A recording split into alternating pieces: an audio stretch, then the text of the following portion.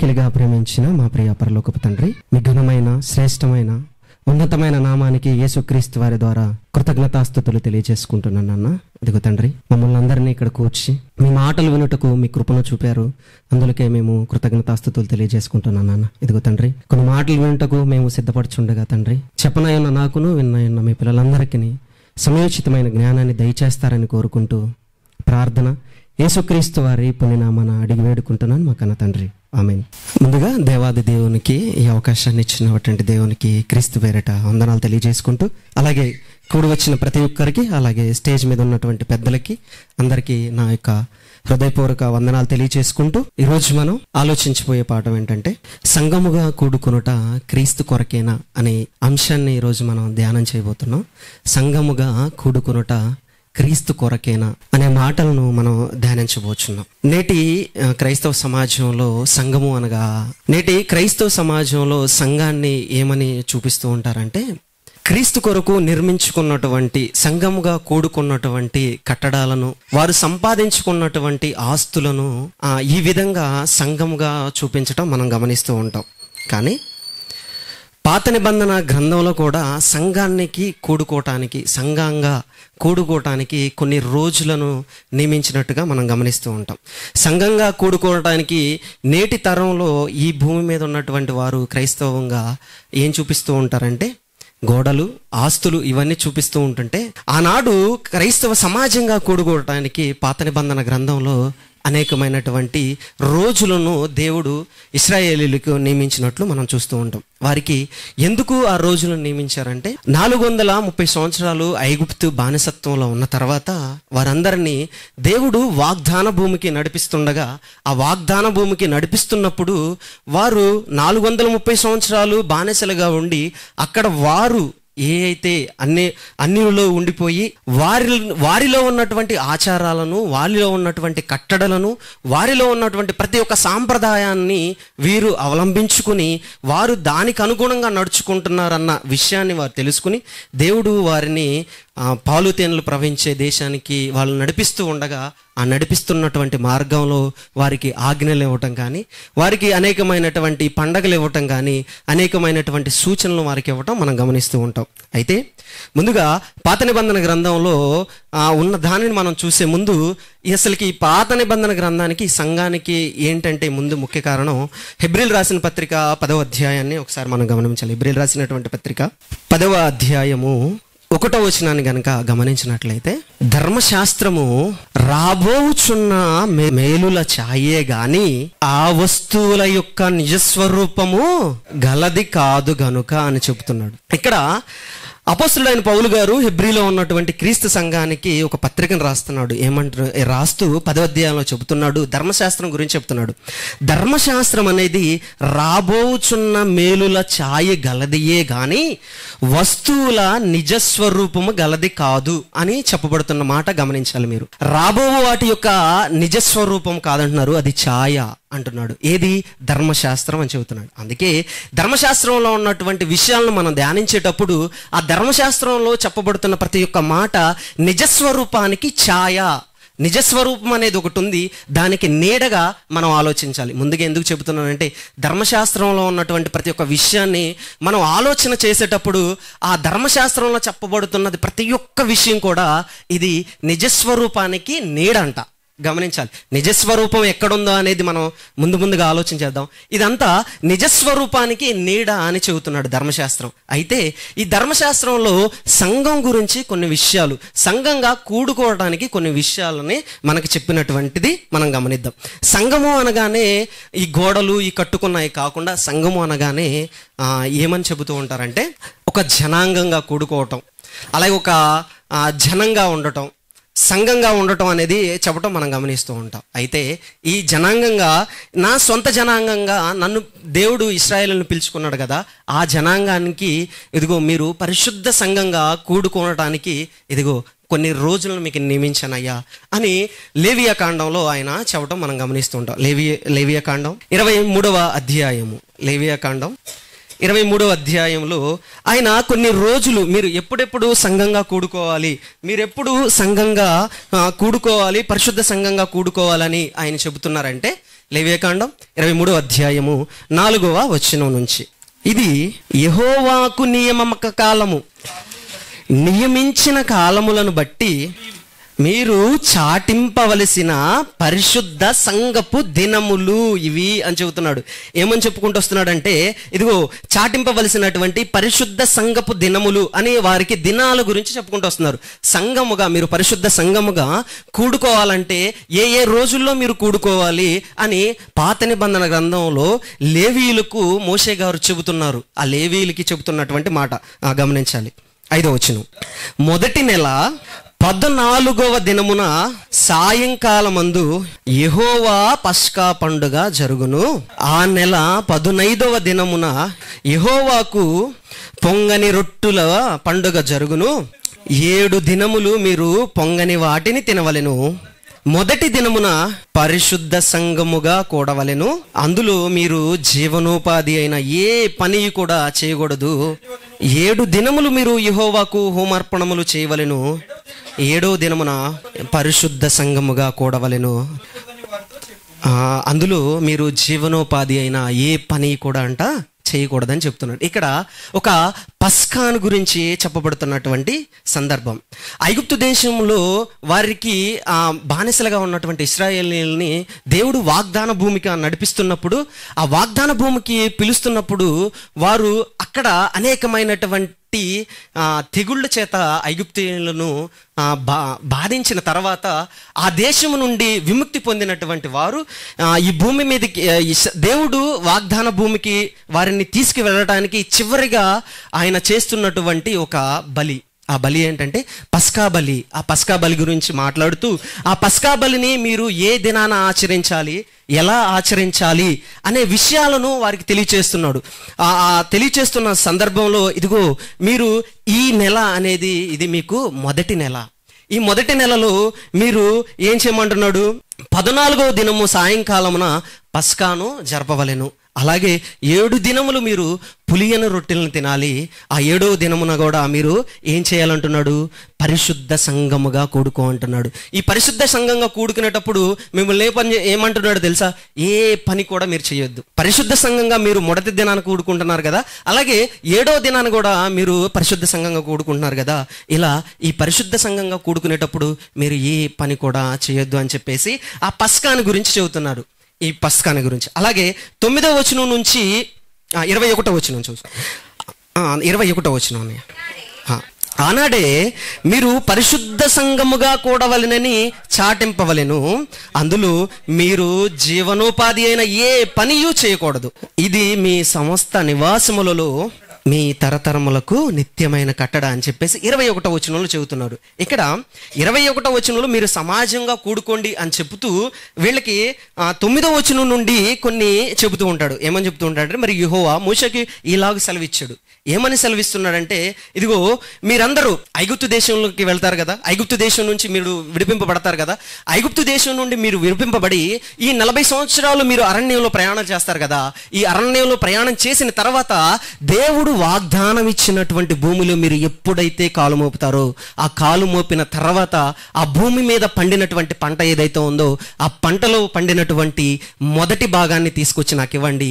ఇది మీకు ఏమవుతుందో తెలుసా, కోతకాలపు పండుగ అని చెప్తాడు. కోతకాలపు పండుగ అని చెప్పుకుంటూ దాని గురించి 21వ చెప్తాడు.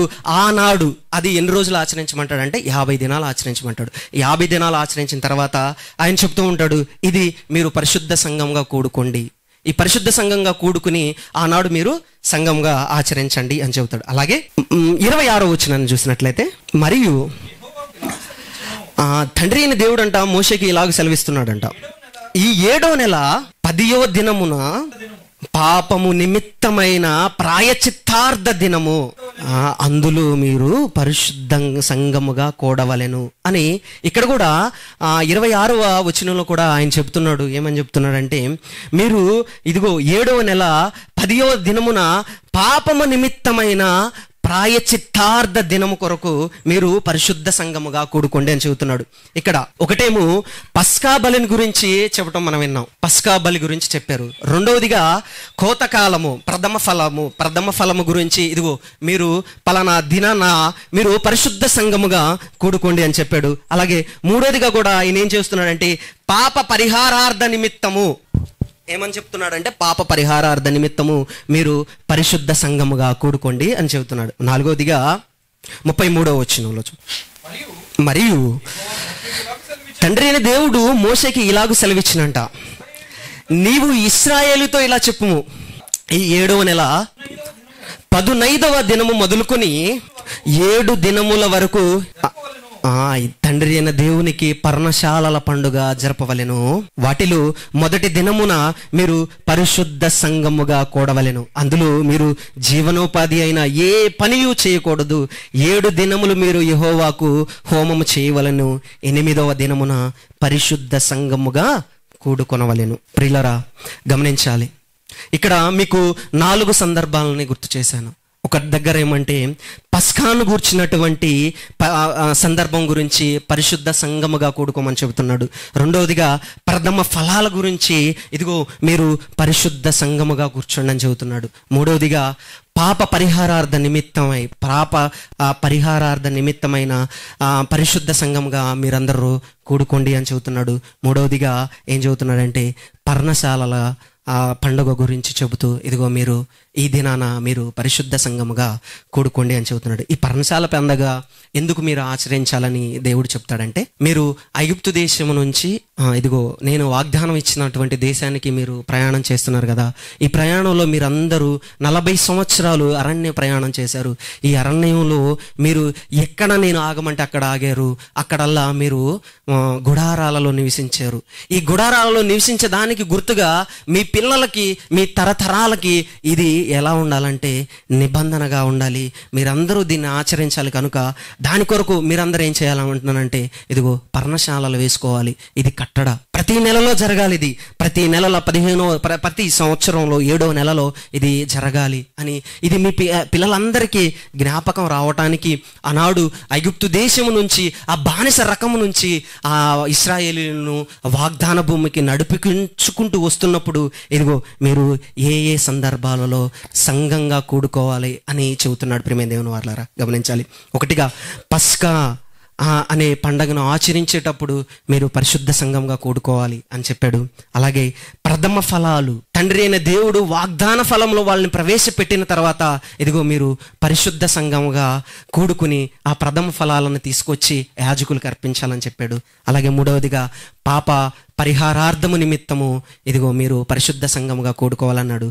నాలుగవదిగా పర్ణశాలల పండగ, ఇది మీ పిల్లలకు ప్రతి ఒక్కరికి నిబంధనగా ఉండటానికి, సూచనగా ఉండటానికి ఈ పర్ణశాలలను చూపించాడు. ఈ సంఘంగా కూడుకోవటానికి మీకు ఎందుకు ఈ విషయాలని ముందుగా చూపించానంటే, ప్రియమైన దేవుని వారలారా, అందుకే ముందుగా మీకు హెబ్రీయులకు రాసినటువంటి పత్రికలో నేను చూపించుకుంటూ వచ్చా. ధర్మశాస్త్రం అనేది ఏమని చదువుకున్నామంటే, అది రాబో వాటి మేలుల ఛాయ అంట. రాబోతున్నాయంట, కొన్ని మేలులు రాబోతున్నాయంట. ఆ మేలులకి ఇది ఛాయ అంట. రాబోతుంది, ఒక మేలు అనేది రాబోతుంది. ఆ మేలులకి ఇది ఛాయగా ఉంది అని చెబుతున్నాడు. ప్రియమైన దేవుని వారు ఎవరు అంటే, పౌలు గారు హెబ్రీలకు రాసినటువంటి హెబ్రీలకి చెబుతున్నాడు. పౌలు గారు సాదాసీదా మనిషి కాదండి. ఆయన ధర్మశాస్త్రమందు నిష్ట కలిగినటువంటి ఆయన. ధర్మశాస్త్రాన్ని ఆయన ఆ కాలంలో ఎంత నిష్ఠా ప్రవీణత కలిగి ఉన్నాడో మనందరికీ తెలుసు. ఆయన గమనీయులు పాదాల కింద విద్యను అభ్యసించిన ఆయన యేసుక్రీస్తు వారి చేత పత్తబడినప్పుడు వాక్యాన్ని విస్తృతంగా అనేక దేశాలకి ప్రచురించుకుంటూ పోతూ ఖండాలు దాటినటువంటి వ్యక్తి ఆయన. ధర్మశాస్త్రంలో ఉన్నటువంటి ప్రతి ఒక్క విషయాన్ని కూలంకషంగా పరిశీలించినటువంటి వ్యక్తి. ఆయన చెబుతున్నాడు ఏంటంటే, ఇదిగో ఈ ధర్మశాస్త్రం ఉంది కదా, ఈ ధర్మశాస్త్రం అనేది మనకి ఒక మేలు రాబోతుంది. ఆ మేలులకి ఇది ఒక ఛాయ అని చెబుతున్నాడు. ప్రియమైన దేవుని వారు, ఏంటి ఆ మేలులు అంటే, ఇప్పుడు మనం చదివినటువంటి ప్రతి ఒక్కటి కూడా రాబోతున్న ఈ మేలులు. మనం చదువుకున్నటువంటి పాత నిబంధనలో మీరు ఏ సందర్భాలలో, ఏ విషయాలలో, ఎక్కడ ఎక్కడెక్కడ మీరు సంఘంగా కూడుకున్నారో ఆ సంఘంగా కూడుకున్న ప్రతి ఒక్క దానికి కూడా మేలు ముందుందయ్యా, నిజం ముందుంది అని చెప్పుకుంటూ ప్రతి ఒక్క విషయాన్ని క్రొత్త నిబంధనలో ఆయన తెలియచేస్తూ ఉంటాడు. ప్రియమైన దేవుని వారలారా, ఆయన ఏ విధంగా తెలియచేశాడనే విషయాన్ని మనం ఆలోచన చేద్దాం. కొరింథీయులకు రాసినటువంటి మొదటి పత్రిక, పస్కాను గురించినటువంటి ఆ నెరవేర్పు ఏ విధంగా జరుగుతుందో చూద్దాం. అది ముందు జరిగినటువంటి ఛాయ కదా, నిజము ఎక్కడ జరుగుతుంది అనే విషయాన్ని మనం ఆలోచన చేద్దాం. కొరింథీయులకు రాసినటువంటి మొదటి పత్రిక 5వ అధ్యాయము 7వ వచనంలో చెప్పబడుతున్న మాట మనం గమనించాలి. ప్రియమైన దేవుని వారలారా, కొరింథీయులకు రాసినటువంటి మొదటి పత్రిక 5వ అధ్యాయము 7వ వచనం, మీరు పులిపిండి లేని వారు కనుక క్రొత్త ముద్ద అవుటకై ప్రాతదైన పులిపిండిని త్రీసి పారవేయుడి. అంతేకాక క్రీస్తు అను ఆ పస్కా పశువు అంట వధింపబడింది అంట. కనుక పాతదైన పులిపిండితోనైనను దుర్మార్గతయు దుష్టత్వము అను పులిపిండితోనైనను నిష్కాపట్యమును సత్యమునను పులియని రొట్టెతో పండుగను ఆచరింతుము అని పౌలు గారు మాట్లాడుతూ కొరింథీలో ఉన్నటువంటి తన ప్రియులకు చెబుతున్నాడు. కొరింథీలో ఉన్న సంఘాన్ని ఆయన ఎలా భావిస్తూ ఉంటాడంటే, వీరు నా పిల్లలు, ప్రియమైన వారు అని చెప్పుకుంటూ వాళ్ళకి చెబుతున్నాడు. ఏమని చెబుతున్నాడు ప్రియమైన దేవుని వారలా అంటే, ఇదిగో మీరు పాతదైన పులిపిండిని తీసివేయుడి, ఇంతేకాని క్రీస్తు అను మన పస్కా పశువు వధింపబడింది అంటున్నాడు. అక్కడ పాత నిబంధన గ్రంథంలో ఆయన పస్కాని ఎందుకు ఆచరించమంటున్నాడంటే, ఇదిగో ఐగుప్తు దేశంలో మీరు బానిసలుగా ఉన్నారు కదా, ఆ ఐగుప్తు దేశం నుండి మీరు విడిపించబడాలి అంటే ఇదిగో పస్కా వధింపబడాలి.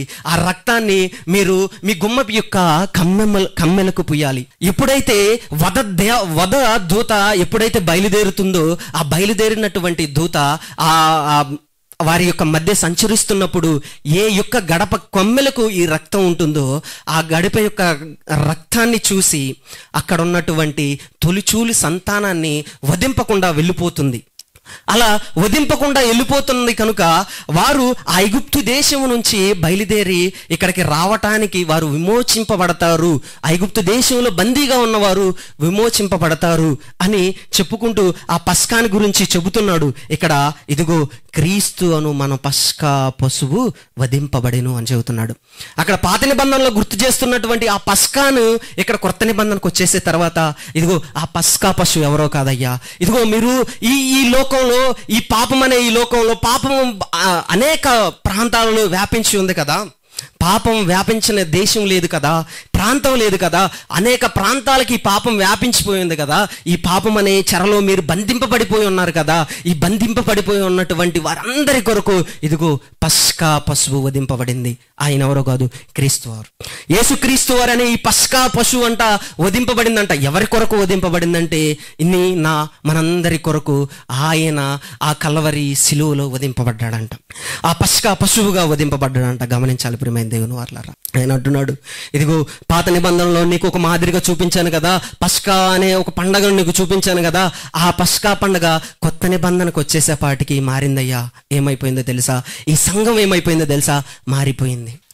పస్కా అనే పశువు యేసుక్రీస్తు వారు మన కొరకు ఆయన శరీరాన్ని ఈ భూమిపైన ఏ విధంగా కార్చారనేది మనం లేఖనాలలో చాలా చూస్తూ ఉంటాం. క్రీస్తు అను పస్కా పశువు అంట వధింపబడిందంట. ఎలా? ఆ గొల్గోతా కొండ మీద క్రీస్తు అను పస్కా ఆ పశువు వధింపబడిందంట. ఆ భూమికి ఆకాశానికి నట్టనడమ క్రీస్తు అను పస్కా బదువు వధింపబడింది. ఎందుకు ఆయన ఆ విధంగా వధింపబడ్డాడంటే మనందరి కొరకు.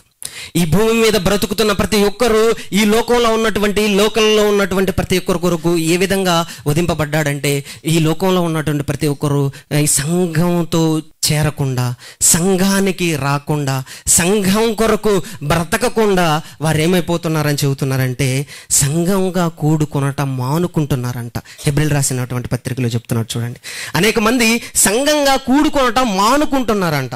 హెబ్రీయులకు రాసినటువంటి పత్రిక 10వ అధ్యాయము 24వ వచనం, కొందరు మానుకొనుచున్నట్టుగా సమాజముగా కూడుట మానక ఒకరినొకడు హెచ్చరించుచు ఆ దినము సమీపించుట మీరు చూచిన కొలది మరి ఎక్కువగా అలాగు చేయుచు ప్రేమ చూపుటకును సత్కార్యములు చేయుటకును ఒకరినొకడు పురుకొల్పుకొలవలనని ఆలోచింతుము అంటున్నాడు. ఆనాడు మీరు పస్కాగా కూడుకున్నప్పుడు మీరు ఏ పని కూడా చెయ్యొద్దు అన్న మాట మనం విన్నాం కదా. ఇక్కడికి వచ్చేసేపటికి సమాజముగా కూడుకునుట మానక ఒకరినొకడు హెచ్చరించుచు ఆ దినము సమీపించుట మీరు చూచిన కొలది మరీ ఎక్కువగా అలాగూ చేయుచు ఉండాలని చెబుతున్నాడు. ఎందుకంటే అప్పుడున్నటువంటి సమాజం ఏం చేస్తుందంటే సంఘంగా కూడుకునట మానేస్తుందంట, సమాజంగా కూడుకునట మానుతుందంట. ఇలా సమాజంగా కూడుకునట మానుతున్న వారి గురించి చెబుతున్నటువంటి మాట ప్రియమైన దేవుని వారలారా. ఆ పస్కా ఫలుపు ఎవరి కొరకు అవధింపబడిందంటే ఇదిగో నీనా మా అందరి కొరకు. అలాగే రెండవదిగా ప్రథమ ఫలాల గురించి వాళ్ళు సమాజంగా కూడుకున్నారు కదా. ఆ ప్రథమ ఫలము ఎవరు అని మనం ఆలోచన చేయగలిగితే కొరింథీలు రాసినటువంటి మొదటి పత్రిక 15వ అధ్యాయము, కొరింథీలకి రాసినటువంటి మొదటి పత్రిక 15వ అధ్యాయము 23వ వచనం, ప్రతి వాడును తన వరసలోనే బ్రతికింపబడును, ప్రథమ ఫలము క్రీస్తు, తర్వాత క్రీస్తు వచ్చినప్పుడు ఆయన వారు బ్రతికింపబడుదురు అని చెబుతున్నాడు. ప్రియమైన దేవుని వారలారా, ఆనాడు పాత నిబంధన గ్రంథంలో చూపించబడినటువంటి ప్రథమ ఫలాల పండగ గురించి మీరు వాగ్దాన భూమిలో ఎప్పుడైతే ప్రవేశిస్తారో ఆ ప్రవేశించినప్పుడు ప్రథమ ఫలాన్ని తీసుకొచ్చి నాకేమన్నాడు కదా, ఈ భూమి మీద నుండి తండ్రి అయిన దేవుడు ఆయన పిలుస్తున్నాడు. ఏమని పిలుస్తున్నాడంటే నరులారా తిరిగి రండని పిలుస్తున్నప్పుడు ఆ పిలుపుని చేయించుకుని ఈ భూమి మీద నుండి పరలోకానికి చేరినటువంటి మొదటి ప్రథమ ఫలం యేసుక్రీస్తు వారే. ప్రియమైన దేవుని వారలారా, యేసుక్రీస్తు వారు ఈ భూమి మీద 33.5 సంవత్సరాలు బ్రతికి సంపూర్ణమైనటువంటి పురుషుడుగా ఈ భూమి మీద మారి ఈ భూమి మీద నుండి పరలోకానికి చేర్చబడినటువంటి ప్రథమ ఫలం ఎవరో కాదు, ఆయన యేసుక్రీస్తు వారు.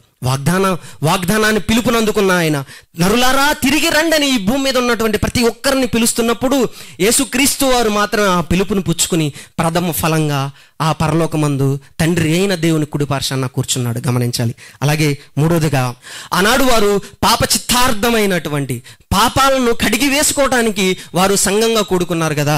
ఆ పాపానికి నిమిత్తం ఆ ప్రాయశ్చిత్తం ఎలా జరుగుతుందంటే యేసుక్రీస్తు వారి యొక్క మరణంలో పాలు పొందిన తర్వాతే ఈ భూమి మీద ఏం జరుగుతుందంటే పాప క్షమాపణ జరుగుతుంది. అపోస్తుల కార్యాలు అపోస్తులైన లూకా గారు అపోస్తుల కార్యాన్ని రచిస్తూ 2వ అధ్యాయంలో 38వ వచనంలో ఆయన మాట్లాడుతున్న మాటను మనం గమనించినట్లయితే అపోస్తుల కార్యాలు 2వ అధ్యాయము 38వ వచనం, పేతురు మీరు మారు మనసు పొంది పాప క్షమాపణ నిమిత్తము ప్రతి వాడును యేసుక్రీస్తు నామములో బాప్తీసం పొందుడి, అప్పుడు మీరు పరిశుద్ధాత్మను వరమును పొందుదురు అని చెప్తున్నాడు. ప్రియమైన దేవునారా, అప్పుడు మీరు పాపానికి ప్రాయశ్చిత్తం జరగాలంటే మీరు సంఘంగా కూడుకోండి అంటున్నాడు. ఆ పాపానికి ప్రాయశ్చిత్తం ఎలా జరుగుతుందంటే ఇదిగో మీరందరూ అంటున్నాడు. పేతురు గారు ఆ పైన ప్రసంగం అంతా చెప్పుకుంటూ వచ్చి 38వ చెప్తున్నాడు.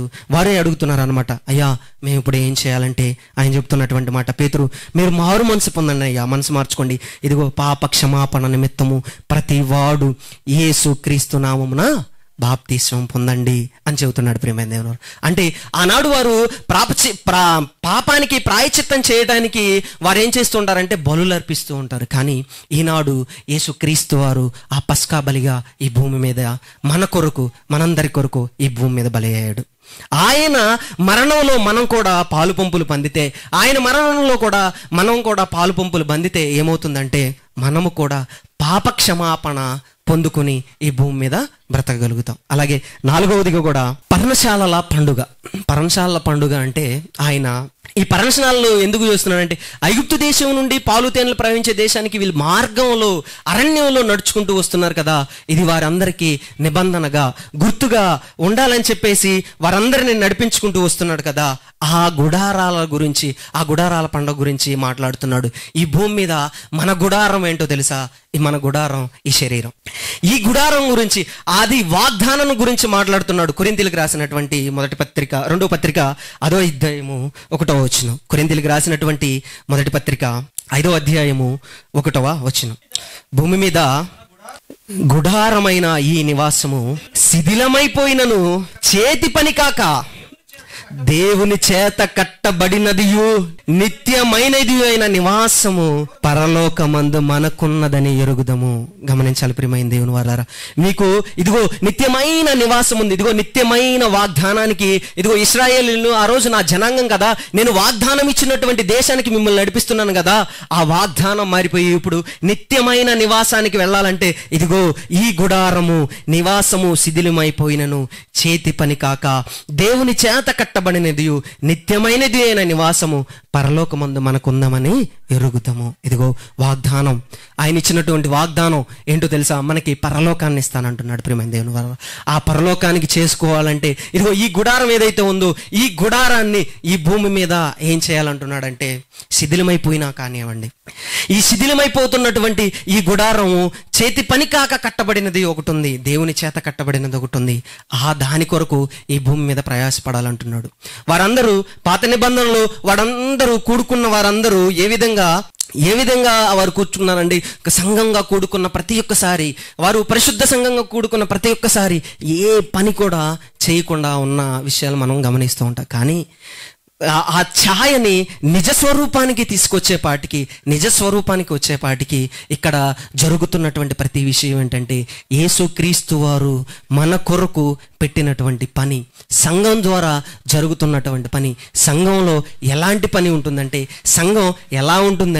సంఘంలో ఎలాంటి పనులు జరుగుతూ ఉంటాయి అంటే, పౌలు గారే తిమోతి గారికి తన పత్రికను రాస్తూ ఆయన చెబుతూ ఉంటాడు, ఇదిగో తిమోతి, నువ్వు అనేక సంఘాలకి నా ద్వారా వెళుతున్నావు కదా, ఆ సంఘాలలో ఎలా ఉంటాయి, ఎలాంటి పరిస్థితులు ఉంటాయి అని చెబుతున్నాడంటే, తిమోతి గారికి రాసినటువంటి మొదటి పత్రిక 3వ అధ్యాయము 15వ వచనంలో ఆయన మాట్లాడుతూ ఆ సంఘం ఎలా ఉండాలి, ఆ సంఘంలో ఉన్నటువంటి పరిస్థితులు ఎలా ఉండాలి అని చెబుతున్నాడంటే, నేను ఆలస్యము చేసిన ఎడల దేవుని మందిరములు అనగా జీవము గల దేవుని సంఘములలో జనులు ఎలాగూ ప్రవర్తింపవలెనో అది నీకు తెలియవలెనని ఈ సంగతులను నీకు రాయిచున్నానని చెబుతున్నాడు. ప్రియమైన దేవుని వారు తిమోతి గారికి రాస్తున్నాడు, ఇదిగో దేవుని సంఘములో జనులు ఎలాగూ ప్రవర్తించాలి, జనులు ఎలాగ నడుచుకోవాలి అని ఆయనకి తెలియాలని చెబుతున్నాడు. ప్రియమైన దేవుని వారు ఆ సంఘము సత్యమునకు స్తంభమును ఆధారమునై ఉన్నది అని చెబుతున్నాడు. సంఘం ఏదైతే ఉందో ఆ సంఘం అంట సత్యానికి స్తంభమై ఉందంట. సత్యం కొరకే నిలబడాలంట. వాక్యం ఏ విధంగా చెప్పబడుతుంది, వాక్యం వింటున్న ప్రతి ఒక్కరి కూడా వాక్యంలో చెప్పబడుతున్నటువంటి మాట అలాగూ ఉన్నదా లేదా, ఇది సత్యమా అసత్యమా? అసత్యంగా ఉండకూడదు. వాక్యం అనేది సత్యము. సత్యం అంటే ఏదో కాదండి, నీ వాక్యమే సత్యము అని యోహాను గారు చెబుతూ ఉంటారు. ప్రియమైన దేవుని వారు అలాగే ఈ వాక్యం అనేది కూడా, ఈ జీవం గల దేవుని సంఘం అనేది కూడా ఎలా ఉండాలంటున్నాడంటే సత్యమునకు స్తంభమై ఉండాలి. వాక్యము మీదే ఈ సంఘం అనేది నిలబడాలని చెబుతున్నాడు. ప్రియమైన దేవుని వారలారా, ఇలా వారు ప్రతి ఒక్కరూ ఈ సంఘం సత్యం అనేటువంటి ఈ స్తంభాల మీద నిలబడినప్పుడు అలా ఇంకా ఏ విధంగా నిలబడుతుంది, ఏ విధంగా ఉండాలి అని చెబుతున్నాడంటే అపొస్తలుల కార్యాల్లో కూడా 2వ అధ్యాయము 42వ వచనంలో కూడా ఆయన చెబుతున్నాడు, ఈ సత్యము వాక్యం మీద నిలబడినటువంటి ఈ సంఘము ఎలా అభివృద్ధి చెందాలి, ఏ విధంగా సంఘం ఉండాలి అని చెబుతున్నాడంటే అపొస్తలుల కార్యాలు 2వ అధ్యాయము 42వ వచనాన్ని కనుక మనం గమనించినట్లయితే, అపొస్తలుల బోధ యందు ఉండాలంట, సహవాసం యందు ఉండాలంట, రొట్టె విరుచుట యందు ఉండాలంట, ప్రార్థన చేయుట యందు ఉండాలంట, ఎడతెగక ఉండాలంట. ఈ సంఘం అంట ఇదిగో సత్యానికి స్తంభాలుగా ఉండాలంట. ఆ స్తంభాలుగా ఉన్నటువంటి ఈ సంఘం ఏదైతే ఉందో ఈ సంఘం ఉండాలంట ఇదిగో అపొస్తలుల బోధ యందు నిలకడగా ఉండాలంట, సహవాసం యందు ఉండాలంట, ఇదిగో రొట్టె విరుచుట యందు ఉండాలంట, ప్రార్థన యందు ఉండాలంట. ఇదంట ఎడ్డ తెగక ఉండాలంట, తెగిపోకూడదంట. సంఘానికి ఎప్పుడు కూడా మేము ఎక్కువగా ఏమైనా పెళ్ళిళ్ళు వచ్చినా కానీ, ఏమైనా ఫంక్షన్లు వచ్చినా కానీ ఏం చేస్తూ ఉంటారంటే ఆదివారం వచ్చినప్పుడు సంఘంగా కూడుకోవటానికి ఇష్టపడక మేము పెళ్ళిళ్ళకి వెళతాం, ఫంక్షన్లకు వెళతాం అంటూ అనేక మంది చెబుతూ ఉంటారు. కాదండి, అది సంఘం ఏంటో తెలుసా? యేసుక్రీస్తు వారి యొక్క రక్తం చేత కొనబడినది. ప్రియమైన దేవుని వారు అలా సంఘంగా కూడుకుంటున్నప్పుడు మనందరం మానకూడదంటే ఎందుకు తెలుసా? ఈ సంఘాన్ని ఆయన రక్తం చేత కొన్నాడు. అదే మాట అపొస్తలుల కార్యాలు 20వ అధ్యాయం 28వ వచనంలో ఉంటుంది, తన స్వరక్త రక్తం ఇచ్చి సంపాదించినటువంటి సంఘం అని ఉంటుంది. అపోస్తుల కార్యాలు 20వ అధ్యాయం 28వ వచనం. దేవుడు తన స్వరక్తం ఇచ్చి సంపాదించాడంట.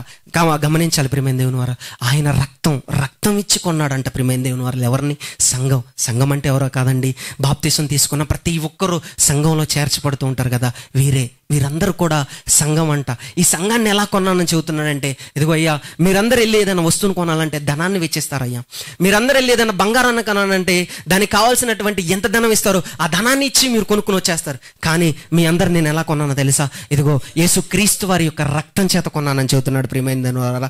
సంఘం ఎవరో కాదండి, ఆయన శరీరం. ఆయన శరీరాన్ని ఆయన ఎలా కొన్నాడంట?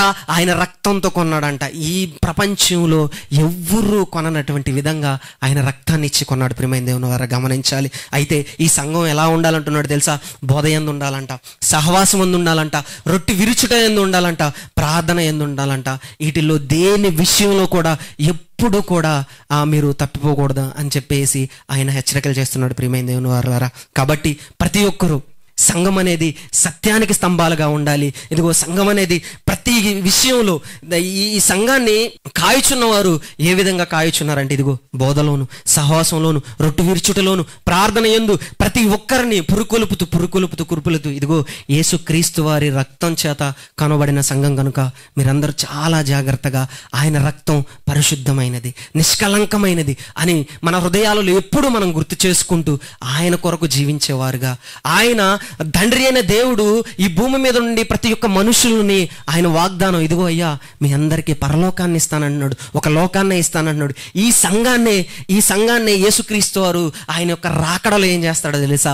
ఇదిగో ఆయనకు అప్పచెప్పబోతున్నాడు ప్రియమైన దేవుని వారు. ఈ సంఘాన్ని ఆయన కొరకు అప్పచెప్పబడుతున్నాడు. అదే మాటను మనం మొదటిగా వాక్యోపదేశాన్ని చేసాం.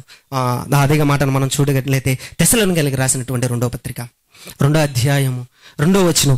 వీటన్నిటితో ఉంటూ, ప్రార్థనలో ఉంటూ, బోధనలో ఉంటూ, రొట్టె విరుచుట్లో ఉంటూ, ఈ ప్రతి విషయంలో సంఘంలో ఉంటూ దేని కొరకు మనం ఎదురు చూడాలంటున్నాడంటే క్రీస్తు యొక్క రాకడ కొరకు మనందరము సమకూడాలని చెబుతున్నాడు ప్రియమైన దేవుని వారు. తెస్సలోనికైలకు రాసినటువంటి 2వ పత్రిక 2వ అధ్యాయము 2వ వచనం. మీరు త్వరపడి చంచల మనస్కులు కాకుండవలెనని బెదరకుండవలెననియు మన ప్రభువైన యేసు క్రీస్తు రాకడను బట్టియు మనము ఆయన యొద్ద కూడుకొనటను బట్టియు మిమ్మను వేడుకొనుచున్నాను అని చెబుతున్నాడు ప్రియమైన దేవుని వారలారా. ఇక్కడ చెబుతున్నాడు చూడండి, మీరు త్వరపడి చంచల మనసులు కాకుండా వలనయ్యా, ఇదిగో బెదరకుండాలయ్యా, మన ప్రభు అయిన యేసు క్రీస్తు రాకడను బట్టి ఆయన రాకడ వస్తుంది. ఆయన రాకడ అనేది సమీపంగా ఉంది కదా, ఆయన వస్తున్నాడు కదా.